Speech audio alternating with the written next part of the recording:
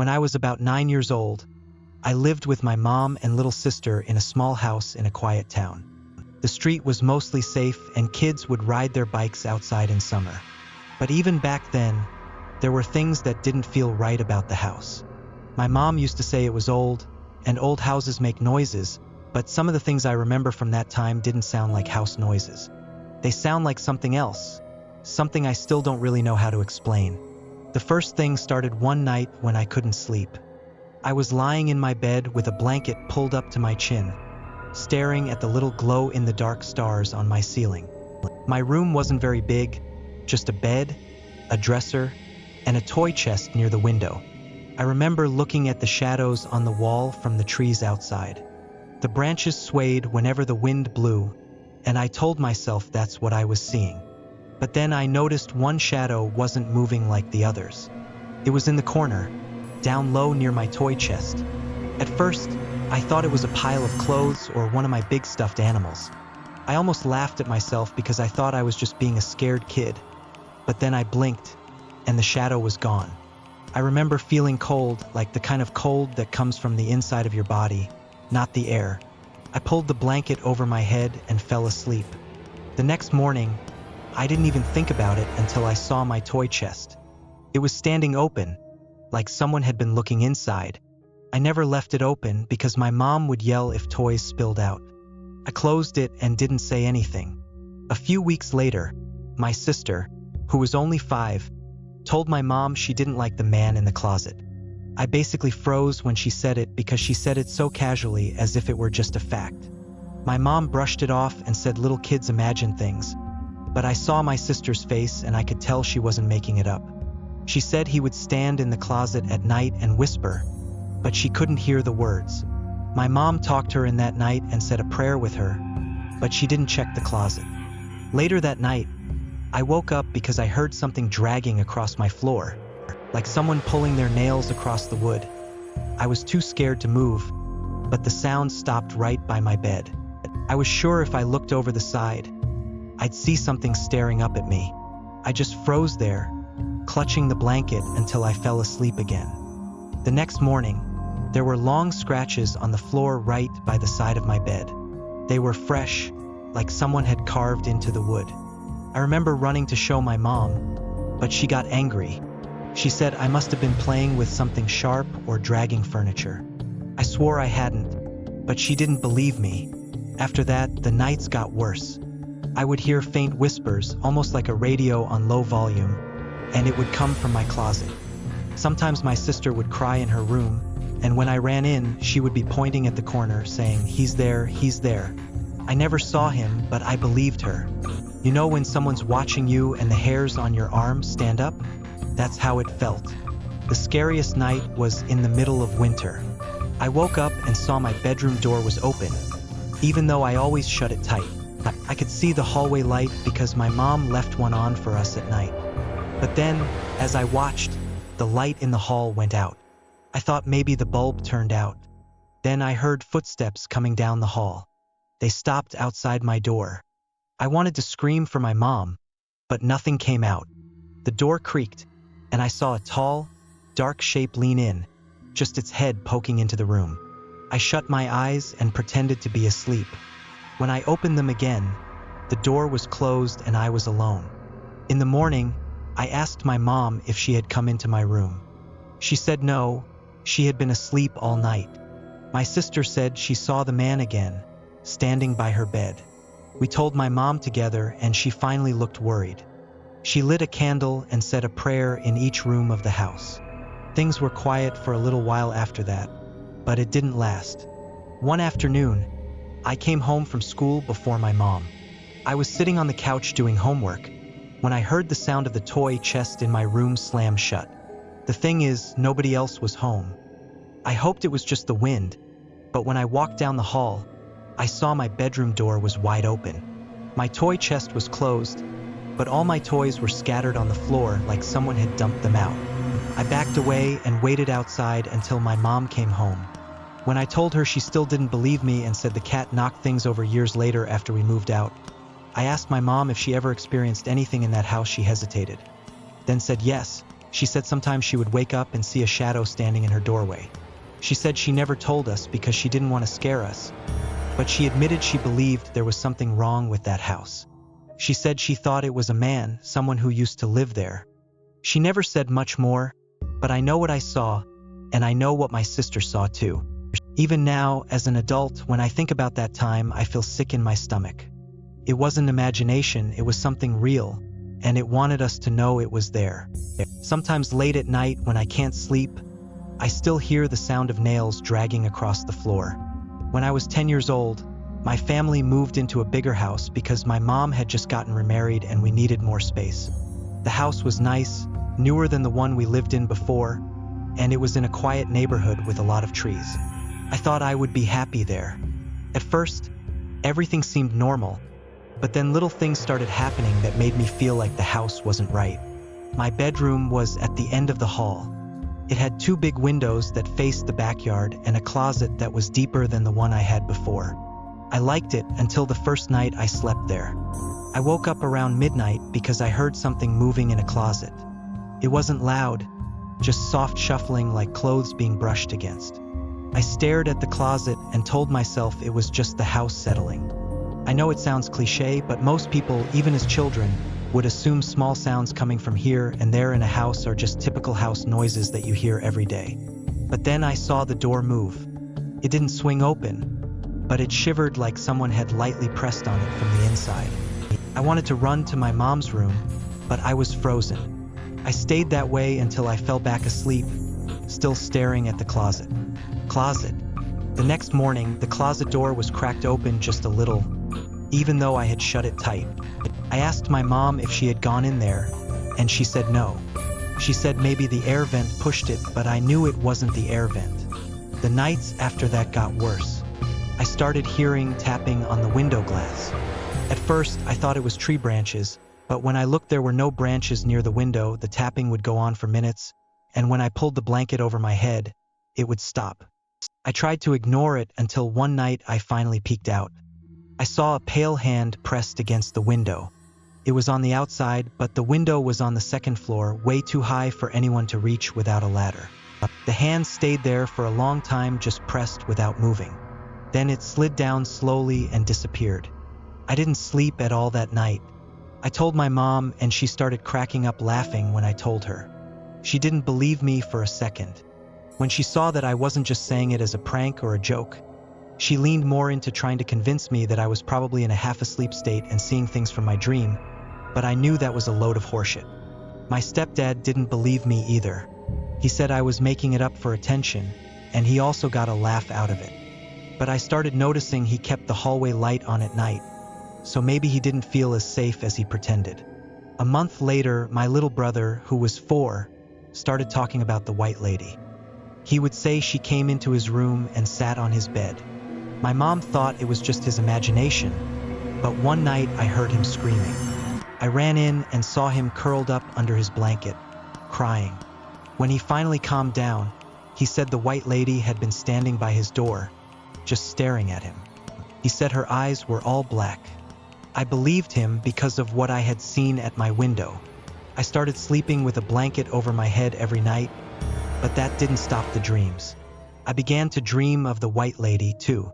She would stand in the corner of my room and whisper my name. Her voice was dry, like leaves rubbing together. Sometimes I would wake up and still hear it faint, but definitely real. One night I woke up and saw her standing at the foot of my bed. She was taller than anyone I had ever seen. Her head almost touched the ceiling.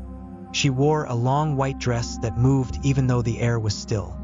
Her hair was black and stringy, and her face was pale like chalk. Her eyes were like empty black holes. I tried to scream, but nothing came out. I shut my eyes, and when I opened them again, she was gone, but my closet door was wide open. After that, I couldn't go in my closet anymore. I begged my mom to let me sleep in her room, but she said I need to learn how to be brave, and I think she did. I want to admit she was scared, too. The worst night came during a storm, heavy rain, and loud wind. I woke up to the sound of my window creaking. When I looked, the window was slowly sliding open, even though it was locked. I could see the lock turning by itself. The window opened all the way, and I saw the white lady climb in. She didn't move like a person. She floated. Her feet never touched the floor. She drifted toward my bed and leaned down until her face was right in front of mine. I felt her cold breath on my skin. She whispered my name again, and this time I screamed as loud as I could. My mom and stepdad came running in, but when they turned on the light, the window was closed and locked, and no one else was there. They yelled at me for scaring everyone, but I could see in their faces that they were worried. The weird thing about that part of the story is that I don't vividly remember what happened between the moment I saw that lady floating towards me and my screaming. The best I can explain it is that I sort of blacked out for a moment before remembering screaming and having my parents rush into the room. My window was closed again, which would suggest to people that it was just a night terror. That's what my parents believed it was, I think. My mom started taking me to therapy for a while because they were worried about me. We lived in their house for 3 more years, and I never got used to it. My brother stopped talking about the white lady, but I think it was because he was too scared, not because she stopped visiting. Sometimes I would hear him crying at night and saying, "Go away." I think he just also didn't want to be forced into going to therapy. Sometimes when it storms at night, I still get scared to even get up to go to the bathroom or get water. I'll glance over at corners of the room, making sure I don't see something tall lurking there. It goes to show how these kinds of things stick with you into adulthood. I'd be more open to believing it was simply night terrors if it weren't for the fact that I saw that hand on my window before my little brother even first mentioned the white lady. I guess this is just one of those freakish experiences that cannot be explained. When I was 8, I rode my bike every day after school. I lived on a quiet street with small houses and big trees. I learned every crack in the sidewalk. I learned where the mailman stopped. One house I liked was down the block.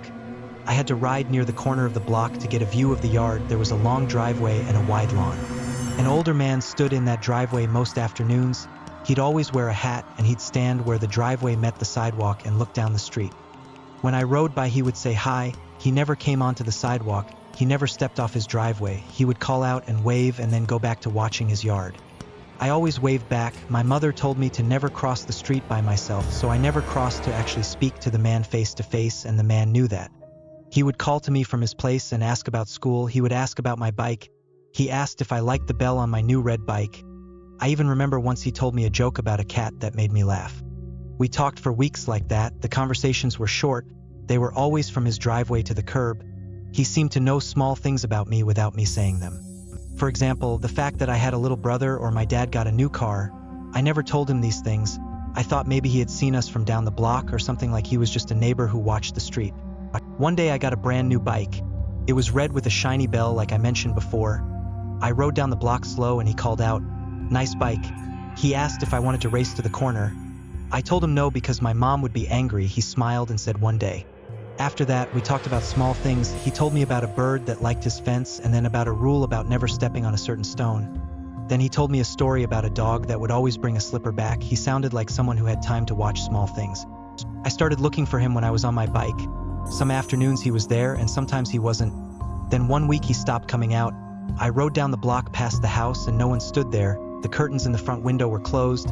I slowed down and looked at the driveway, and it was kind of weird not seeing the man there. I wanted to ask my mother if I could cross the street. She said no. She said the road was not for unsupervised kids.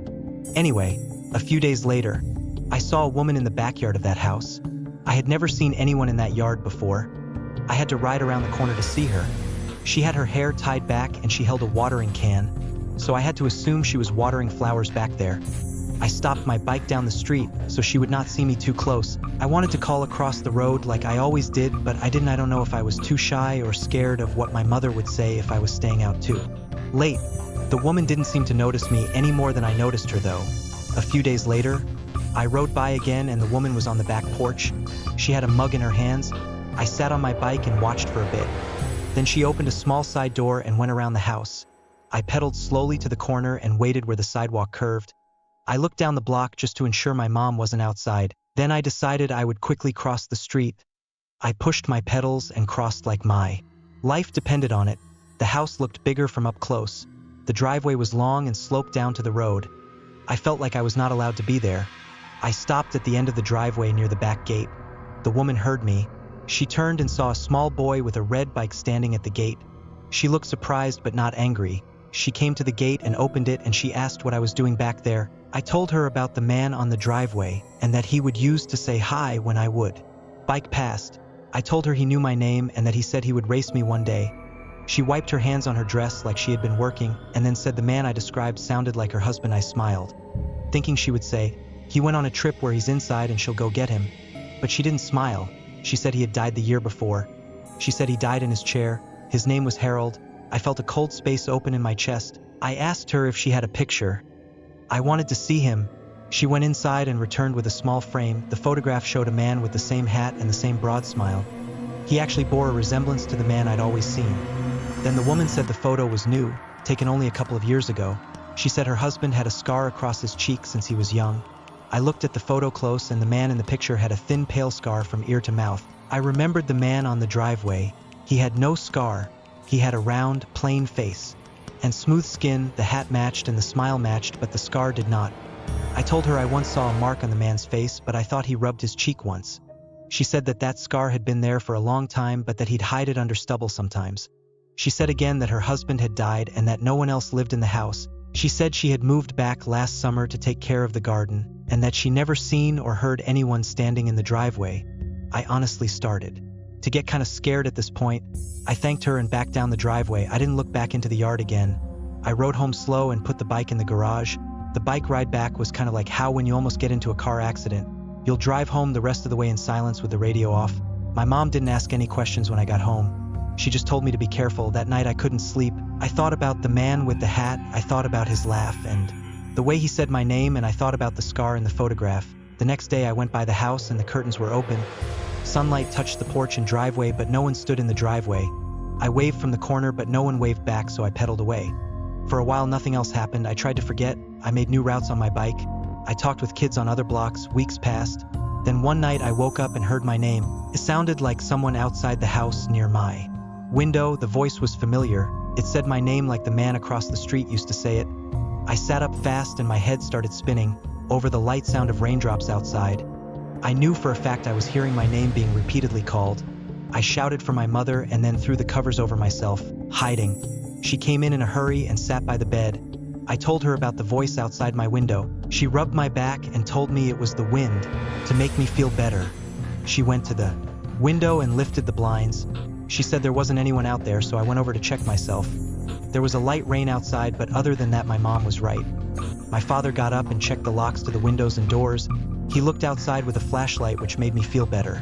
They said there was no one out there. When I insisted I heard a voice, they said perhaps the most typical thing a parent would say to a scared child, that I dreamed it. The next morning my throat hurt from shouting the night before. I told my friends at school and they laughed at me for implying I believed in ghosts. One friend dared me to stand in the driveway of that house at night and call his name. I did not take that dare. Days passed and nothing happened, so I moved on. The years went on and the street changed. Houses sold and the woman's house stood empty for a little while. I once saw movers taking boxes out. Later on, new people were painting the front. The long driveway was still there, but it had new cars. I rode past and did not look for a man in a hat. I got older. I learned other routes. I learned the names of new neighbors and their dogs, and eventually at the age of 18 I moved out for college. I never moved back to that house because my parents sold it while I was in college, but the memory of that man sits like a small stone in my chest. I wonder why I didn't ask the woman for more pictures or go back to press her for more details. I guess in that moment I was scared to wonder if I had been talking to a ghost. I didn't cross that street again for a long time. I told this story to one or two people later in life, and they even asked why I didn't go back and ask that woman more, or why I didn't tell the woman everything I remembered. Maybe they were right. Maybe I should have been braver. Maybe I should have asked more questions about the scar or to see a wedding photo, but I was 8. I wasn't really thinking that way. A few years ago I drove down the block just for the hell of it. A child was riding a bike near the corner. The driveway was empty for a moment. I wanted to stop. I wanted to ask if anyone had stood there and said hi. I wanted to know if anyone else had heard a voice in the rain. I wanted a small answer that would close the gap, but I didn't stop. I just kept driving. The memory stays as it was, and I try my best to suppress it these days.